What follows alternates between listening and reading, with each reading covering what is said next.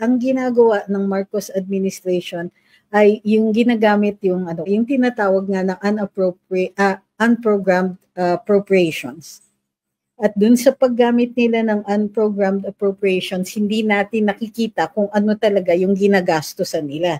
Sino ang nag-authorize ng releases to unprogrammed appropriations?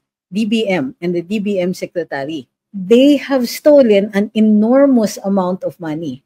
In 2023, it was over 700 billion.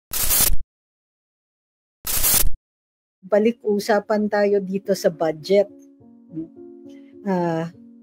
Not exactly on point sa budget, kasi tinitignan ko, in the past so many years, the past 3 years yata, or 2 years, ang ginagawa ng Marcos administration ay yung ginagamit yung dito sa Kongreso. Ang ginagawa nila ay ginagamit nila yung tinatawag nga ng unprogrammed appropriations. At dun sa paggamit nila ng unprogrammed appropriations, hindi natin nakikita kung ano talaga yung ginagastusan nila. Anong ibig sabihin nito? Di ba ang unprogrammed appropriations, nakatago yan? Sino ang nag-authorize ng releases to unprogrammed appropriations? DBM and the DBM secretary. So, ano yung nilagay nila? According dun sa ibang mga articles, ang nilagay sa unprogrammed appropriations ay yung mga big ticket items na dapat priority items. Katulad ng train. So yung mga trains, free tertiary education, nilalagay nila sa unprogrammed appropriations. Ibig sabihin, binabayaran lang yon o nagkakaroon lang sila ng pondo kapag nililipat sa kapag na may nakolekta sila. So, bakit? Well, unprogrammed appropriations nga ipinopondo out of dun sa mga taxes or other fees that the government still is collecting. Ang main part ng budget, yan po ay dun sa regular na allocation, sa kung ano yung nasa treasury. Kasi for certain projects, hindi mo pwedeng umpisahan yan kung wala kang certified funds available. That means, so normally, yung nilalagay sa unprogrammed appropriations, yan yung least priority. Yung biggest priority, yung mayroon ng certified funds available. So yung funds available na yun, nakolekta na yun. So in the past 3 years, 2 years, and ginagawa na naman nila for the 2026 budget, ay maglalagay ng unprogrammed appropriations. Well, hindi tayo sure, hindi pa natin nakikita kasi hindi pa sila nagbabay kami. Pero ang nakikita natin dito ay they have stolen an enormous amount of money. In 2023, it was over 700 billion na nakikita natin na kinuha nila from the regular budget that they had to allocate later on. Ang nakolekta na lang, no, it was more than that kasi ang nakolekta lang sa unprogrammed appropriations was about 700 billion. All of this talk, itong mga individual projects, itong bibirahin suddenly out of the blue si Cheese. Diba si Cheese ang ang accusation nila is tumanggap from an individual an individual who owns a construction company who has contracts with the government. Because of the separate personalities, inaalaw yon. The corporation has a personality of its own. The individual has his own personality, which is why you're allowed to accept from individuals. Katulad noong 2013 na ginawa ni Bam Aquino. So, may mga ganyan, lumalabas. Tapos, bibirahin si VP Inday. Mamaya, may magsasabi na naman, all of these communications, all of them, to a man, are calculated to make us forget that they had been stealing from us. It isn't just, na dahil pinakamalakas si VP Inday sa darating na eleksyon sa 2028, ang communications nila is geared towards making us forget that they stole all of this money. Kasi bakit mo ilalagay yung mga priority projects sa unappropriated, sa unprogrammed appropriations?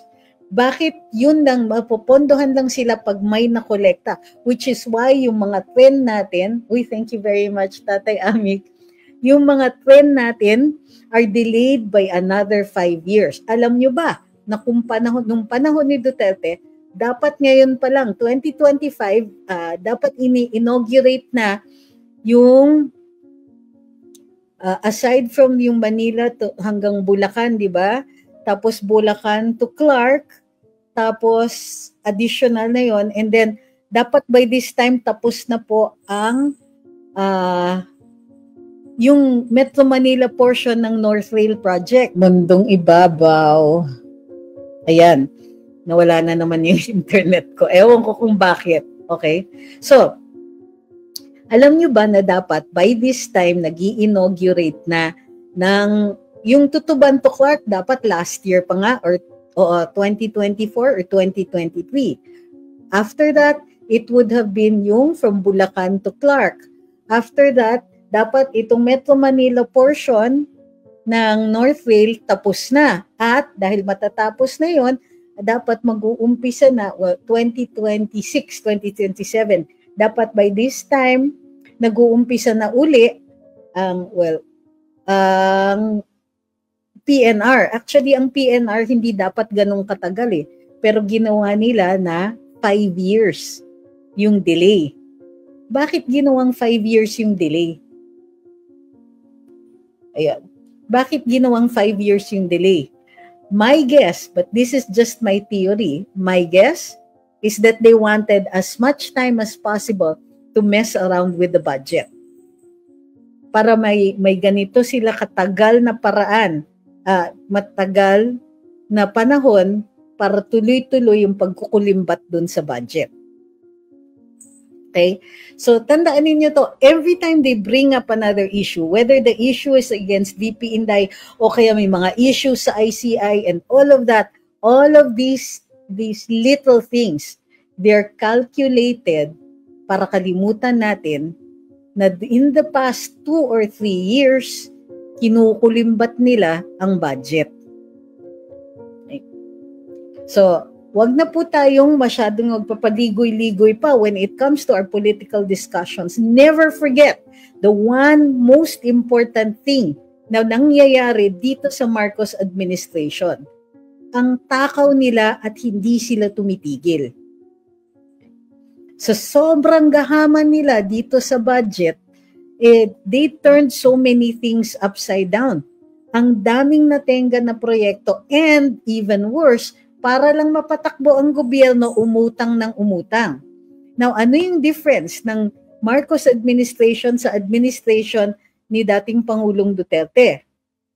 Maraming inutang kay Pangulong Duterte, but he kept it within the 30% of the gross national product, which is yung ratio na yan ay yung magpapakita kung kailan yung pagka nag-over utang na tayo. So, dito sa Marcos administration, di umano, saan ko ba narinig sa news, hindi ko mahanap tuloy yung source ko ngayon. Pero ang sinasabi, approaching, if hindi pa po approached ng nasa 70% na. So, hindi lang po smart si tatay. Sabi ni Ma'am Gracia, so smart talaga si tatay. Hindi lang smart. He kept it within the limits kasi yan po ay good fiscal management. Partida yan dahil nagkaroon tayo ng pandemic. So halos hindi umuutang. Maganda ang collection ng taxes. Bakit? Nung time na yun kasi mataas ang moral ng Pilipinas. Maraming trabaho, maraming businesses. Or at least yun yung feeling natin. So dahil mataas ang confidence level natin, malalakas ang loob ng negosyo, maraming kinikita. Sabi ni Ma'am Janet, this administration only no investors local or foreign. Correct. Ay, para dun sa mga nanonood sa atin sa TikTok, huwag pong kakalimutan, tap po tayo.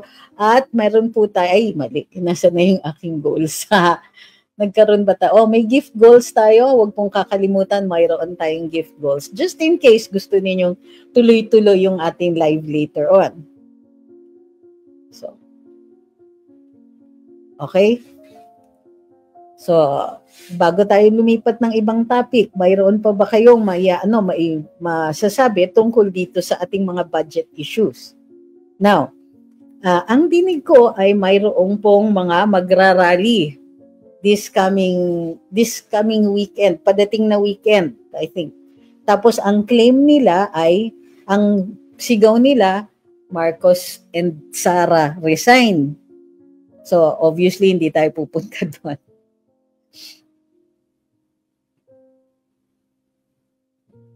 So, nagbabakasakali itong mga to. And this is geared towards the possibility na maiupo si Risa Hontiveros. So, bakit? Kasi senador siya, no? Kung both president and vice president ang nabakante, paano 'yan? Saan huhugot? Okay, may nagtatanong kanina dito tungkol doon sa snap elections. Ay, ano ba yan? Sorry, ako pala yun. Sorry.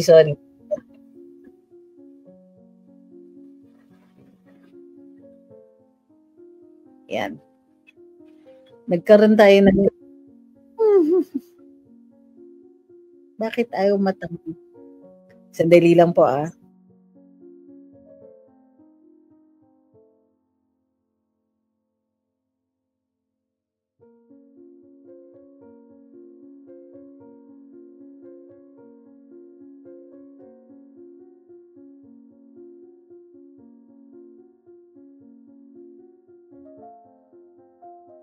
Sandali lang po, ha? Ayan, ano bang nangyayari?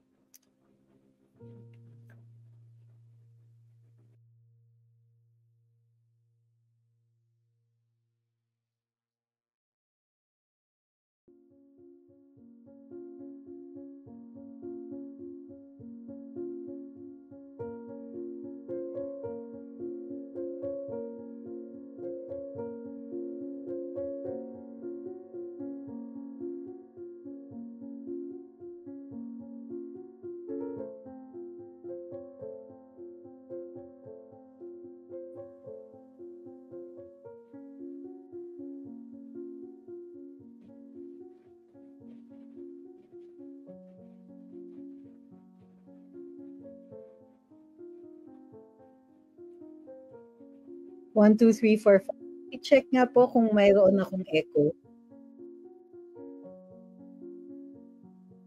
Ayan. So, okay na po ba?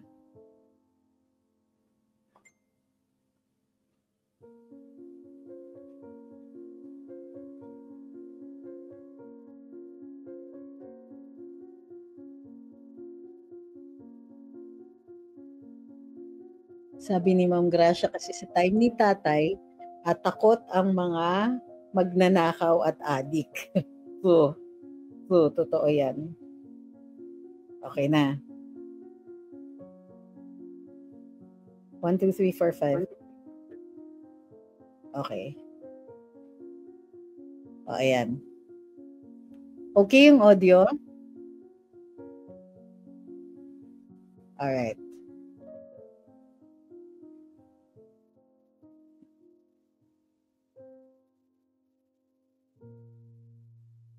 Okay, so mayroon bang advance? Ulitin po natin ha, ang entire purpose of this live actually was to remind everybody na halos lahat ng ginagawa ni BBM ay ng administrasyon na ito is calculated to make you forget or distract you from the real thing that's going on, which is na tuloy-tuloy pa rin sila sa pangungulimbat.